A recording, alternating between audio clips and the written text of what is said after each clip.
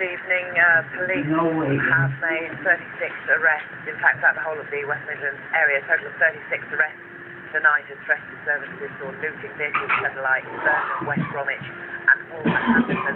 These being filmed on camera a short time ago, just coming into us as riot police confronted some people over outside over there, lengthy discussions with some of the people there, and arrests appear to have been made there. That's the latest from Birmingham. Over to Manchester.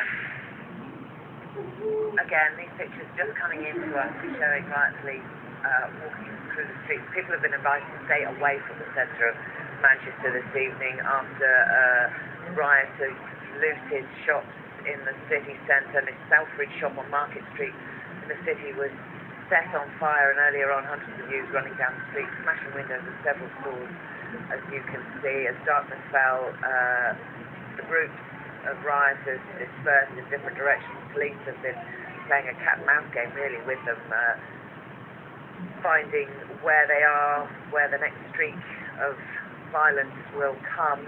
The Arndale Centre in Manchester, it actually shut early today, but was still targeted earlier on. I spoke to the manager of the centre, Glenn Bartlett. Quite horrendous. Obviously the pictures that you've been seeing on TV tell a hell of a story.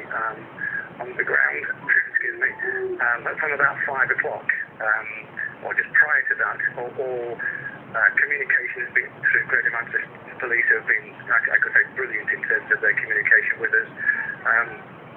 Plans throughout the day have been put in place for this very incident, and obviously what we had to ensure was the safekeeping of public and staff in the area.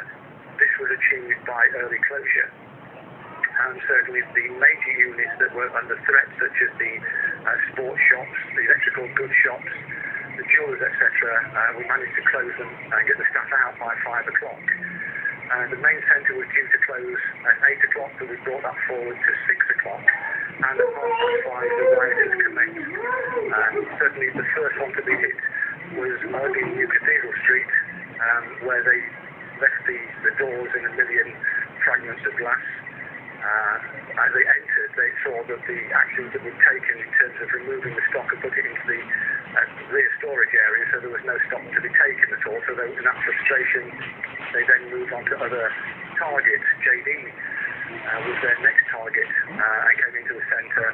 I witnessed what was going on from an upper level, and to see the public having to flee in terror as the ships were bounding at the centre was a sight I don't want to see repeated ever again. They then hit the JD areas, but by that time the shutters were down and the staff were away off safe. So again, more frustration. Sometime later, we saw the effects of that frustration in terms of the... that was Glenn Bartlett who was talking to us earlier. We can take you straight live to Manchester. Mike McCarthy coming events for us. What's happening, Mike?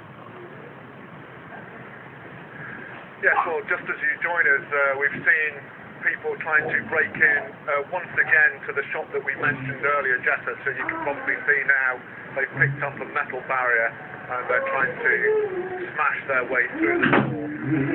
This is happening with no police officers apparently around, none that I can see. There is a police helicopter hovering overhead at the moment, obviously focusing on this small group of looters just trying to break through the shutters now.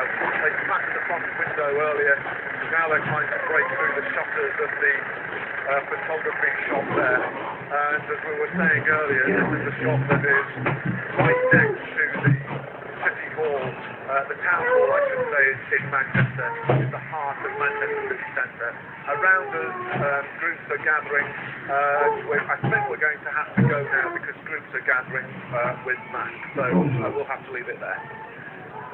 Mike, thanks very much. Yeah, get out of there. A very interesting conversation that Mike had a short time ago with a youngster wearing a mask in Manchester to go about that he wanted to get into trouble. He didn't go into too much more detail and more a lot through the interview, but an insight as such into the minds of people that are committing these acts. The police have been in this area, Mike McCarthy has seen riot police patrolling around here, but as the group of rioters move off, the police move on past them and then they return to the scene again. We're going to take a look at the front page of the newspapers very shortly, and before that I'm joined by former editor of the Sunday Mirror and the Sunday Express, Eve Pollard. Evening to you, Eve. I can see you sat watching these pictures aghast.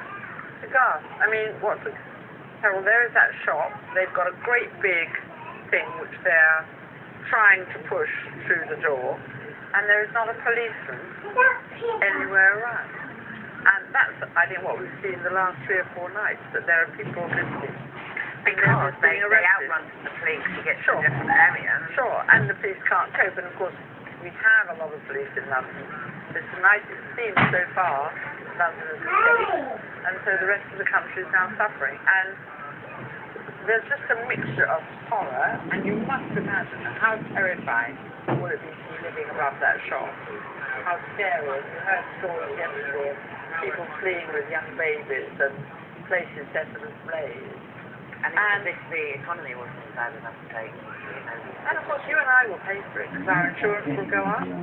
The cost of all these shops and having to do the stuff. Look, they're calmly going about their business of trying to destroy that store. I presume and hope that the police will come along, and I presume and hope we'll take photographs and we'll be able to find these guys and arrest them. The Daily Mail tomorrow morning says fight back. 16 casualties, as you say, on the streets of London. These pictures from Manchester, armoured cars to confront looters. Capital under control, but trouble flares in other cities. And that is the story of tonight. Not nearly as bad as last night, but outside of London. Very, very bad, and very scary. I mean, interestingly, all my relatives and people who've been phoning me from abroad, since politicians are slightly obsessed about the Olympics, and all my friends phoning me from abroad saying, are you all right? And a friend of mine's daughter's a journalist and just gone to work in, I better not say, but a Middle Eastern country, which is undergoing real trouble at the moment, and she says she feels safer there than her mum in the middle of London. Terrible. Next paper we've got is The Express. Well, I quite like this headline because this is what you did see this morning. Sweep scum off our streets. People clearing up, sorting out, getting rid of burnt out cars, and shows there is a community, there is a good spirit left, but it's been ruined by these individual, I have to say, young boys. Not being sexist here, but I don't see young girls. There were a few actually. There were a few last night. And there were a few earlier in the week, Tottenham and places. And they do show that there are people who went out with their mops and their brooms and all the rest of it and cleaned up. It's quite a nice story, really. Actually, mentioning that the picture there on the Express is from Clapham this morning, and I've seen messages on social networking sites already arranging a clean-up in Manchester, and in Birmingham, and Salford for tomorrow morning after, So that it does give you some heart, but it does make you look at where we've gone wrong and what we're going to do, because these are boys, there's enough of them to be a big problem. And today's Telegraph has headline, Anarchy Spreads, and of course it is anarchy. This idea that this is being done for some political movement is, so that you can see, slightly mad. I mean, they're not, they're going after things they want. Mike McCarthy interviewing term him a rioter, a youngster who could only swear and had his face completely covered. And why are you doing it? Because I can. I mean, there is no... There is I would bet that 50% of these boys who are doing this have no involved father in their lives. I would bet that probably 50% have had a few drinks before they went out. And I would bet that what is the problem if you have sons or grandsons, I have both, they need an adventure boys. They need to run. They need to test themselves. And they have so opted or been allowed to opt out of school. When is the government ever going to accept that it's probably them why they're doing it? Gives them any sense of But will they have some responsibility for fucking his country up? that this is all that's left to them.